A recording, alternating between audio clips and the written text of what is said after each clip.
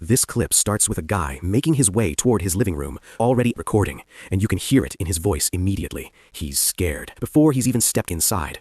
The camera slowly pans into the room, and it's a mess, but not the kind of mess you make by accident. The floor is completely covered in torn paper, and nobody else was home. Take a look.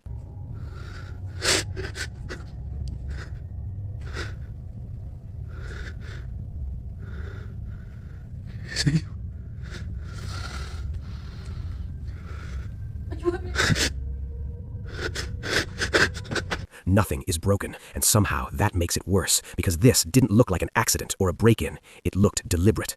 In the corner, there's a Christmas tree, unlit, just standing there in the dark, and somehow its presence makes the whole scene feel even more off, more wrong.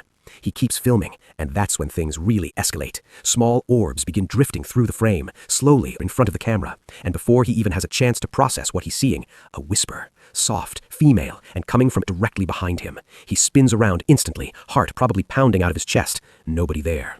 The clip cuts shortly after as he backs out of the room.